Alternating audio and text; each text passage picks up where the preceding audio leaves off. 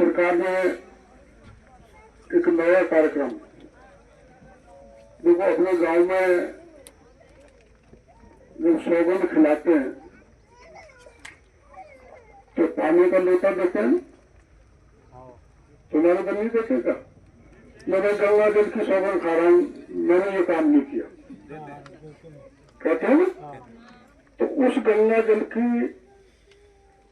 सुरक्षा, संरक्षण और ज्यादा से ज्यादा तालाब बनाए, एनीकट बनाए, छोटे टैंक बनाए, उस पानी को संरक्षण करने का यह अभियान है।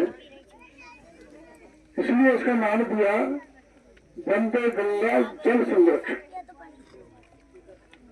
पानी की हर बूंद अपने लिए गंगा है सनातन में, और जल है तो कल है। अगर अपन जल को सुरक्षित रखेंगे, मैं गांव में जाता हूँ, कई गांव में ताशा मरा, ताशा मरा, तसाया तसाया मरा, तसाया मरा, बहुत प्यासे मर गए। उसका कारण यह है कि अपन जल को वेस्ट ज्यादा करते हैं, बर्बाद ज्यादा करते हैं, और जब बरसात होती है तो पानी बहकर बेकार चला जाता है। तो हर खेत तक पानी रुके। अब आपका क्षेत्र तो राजस्थान में, उदयपुर के बाद यही, जब मैं आता हूँ तो ऐसा लगता है कि कहीं कश्मीर में आ गए। इस बात की फीलिंग यहाँ पर होती है, और ये सबको भी नहीं रही है। अभी महाराज और उन्हें धीरेड़ा में मैं जाऊंगा, मैं रास्ते में देखता आ रहा था कितने अच्छे पेड़ लगाए। तो संत ऋषि मुनि हमको नई दिशा, सही दिशा देते हैं। और आप ये महाराज जी के प्रेरणा से आगे बढ़ते, उस इलाके में आपने हरियाली भी कर रखी है। तो वृक्ष है तो जीवन है। अगर आपकी 2 मिनट भी सांस भी रुक जाए तो आप तड़पने लग जाओगे। वो सांस लेने की ऑक्सीजन हमको पेड़ों से मिलती है। पेड़ अगर नहीं हो तो हमारा जीवन आगे नहीं चल सकता, न बरसात हो सकती। अपने धर्म में, अपने संस्कृति में तो पेड़ों को पूजा जाता है, गंगा को पूजा जाता है। इसलिए मेरे भाइयों, ये सरकार ने अभियान चलाया है, और जिसमें यह 5 विभाग इसमें शामिल हुए।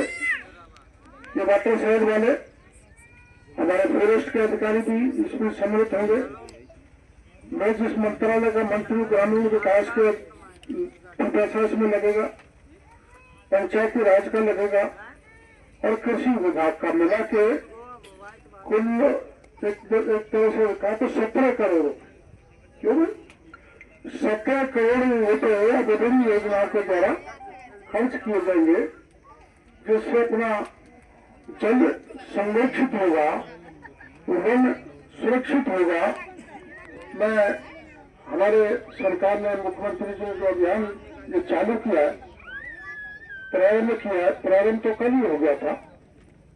मैं कल आ नहीं सका, मैं उधर फंसा गया था, आपको पता है, गंगानगर हनुमानगढ़ की तरफ। तो बड़ी मुश्किल से भागा भागा आपके बीच में आया हूँ। ये मेरी जिम्मेदारी में बन जाती है कि किसान कड़ाके की ठंड में सतत अपना छोटी से एड़ी तक का पसीना फेंक कर, सने हुए मिट्टी में, फटे हुए कपड़ों में अन्न पैदा करके, कि ग्राम में कुछ ऐसे तत्व होते हैं जो ये इनसे मिल जाते हैं, लुटेरों से, ठगों से, उनके दलाल बन जाते हैं। और ये कुछ नहीं है, सारा कोई व्यापारी इसमें है नहीं। कोई मुट्ठी भर ले, जैसे अपने कहने में है ना कि एक मछली पूरे तालाब को गंदा कर देती, वैसे ही कुछ लोग हमारे कृषकों को या कोई दूसरा मामला हो, मिलावट करके हमारे स्वास्थ्य को भी बिगाड़ते हैं, खेती को भी बिगाड़ते हैं, और किसान की कमर को तोड़ते हैं। आर्थिक दृष्टि से किसान कमजोर होता है।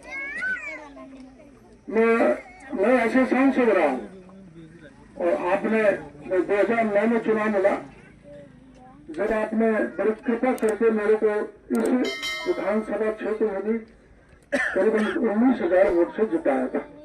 इसके लिए मैं इस समय को मैं आपको धन्यवाद भी देना चाहूंगा और मैं बीच बीच में स्वयं भी आता रहा हूँ और आप जब बुलाते रहे तब भी आता रहा हूँ क्योंकि ये संतों की भूमि है। यह अति पवित्र रमणीक जगह है थानागाजी का फॉरेस्ट एरिया। और एक बार कुछ लोगों को झगड़ा खा गया था। कौन से गाँव में था? 2 बार 6-7 लोगों को। हाँ, तो वन विभाग से हमने उसको 2 बार बनवाई है। बाघ टाइगर कोई आपके यहाँ नहीं घुसे और जिन परिवारों के साथ ये दुर्घटना हुई थी उनको पैसा भी दिलाया था। और एक बार आप लोगों को जहानाबाद में आया था वहाँ, तो पहले मौके पर जाने का हमारे पूर्व विधायक भरावन जी को फोन कर दूंगा 10-20-25 लोग एक बार जयपुर आ जाए, अपन मुख्यमंत्री जी से मिलेंगे।